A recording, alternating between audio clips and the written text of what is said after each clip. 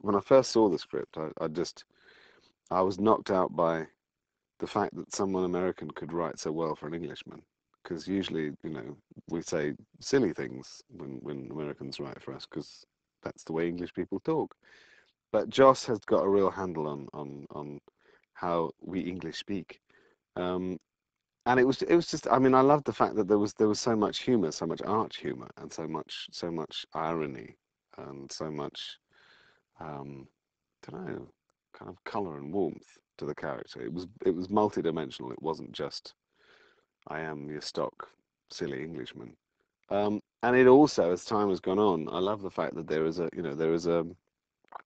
a dark side, which is great to play because it just gives you a lot of scope. And I did for a long time play villains. I do definitely have a dark side, and it's something that I've worked on for a few years, trying to sort out my dark side. But it's not. It's more about I have anger issues. So does Charles. Um, um, I guess there's, I mean, as you grow older and you get sort of more sort of about the craft and what acting is about, you actually get closer to yourself, and it's less about sort of putting on funny voices and funny clothes and pretending to be somebody else. It's more about exploring facets of yourself. Giles versus Ripper, who wins? I think they probably would just beat each other into a pulp because they are one and the same person. There is no, it's just like um, I haven't seen it, but this, the Nicolas Cage movie, is it adaptation? Whatever the fuck is it? It's a no contest because ultimately um, they both have the same intellect, they both have the same wits, they both have the same, it's literally just one side of a person. It would just be a rather unfortunate puddle on the floor, I think. Some of the fan fiction is very saucy, and they do put me together with people that I wouldn't normally have put myself together with. For instance, no, I mean, I can't. No, Giles and Willow. I mean, come on, please, not right. It's really not. No, don't do it anyway. But no, in general, I mean, I have a great time at fan conventions, and I especially I love the question and answer sessions just because I have good fun.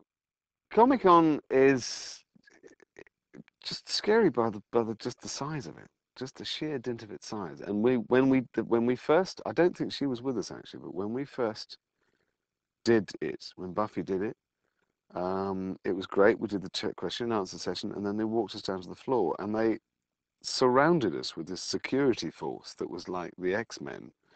It was like, what's going on? And in fact, if we just walked across the floor, as I've been a couple of times, and I just move around quite happily, and people recognise you on the occasion.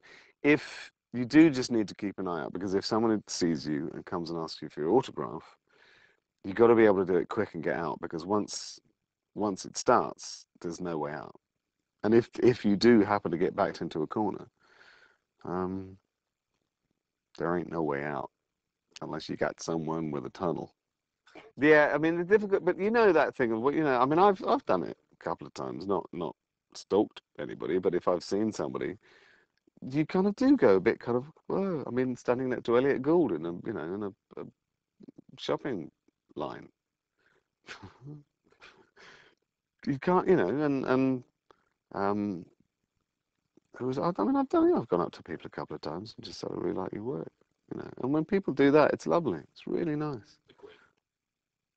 Um, and the only time it was ever, I did sometimes when I'm at dinner with my family, and well, especially when I wasn't seeing them very often, and I'd have sort of like a few hours in New York or something that we were stopping through, or we'd met, and then someone comes up and says, "Excuse, I never do this, but I hate to," and it's like, well, don't do it then.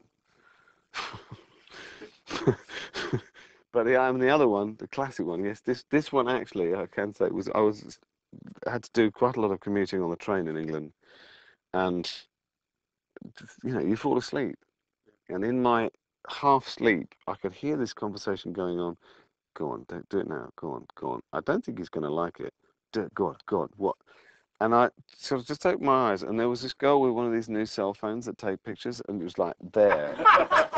And it was like, whoa, come on, don't do that. Don't, you know, don't go there.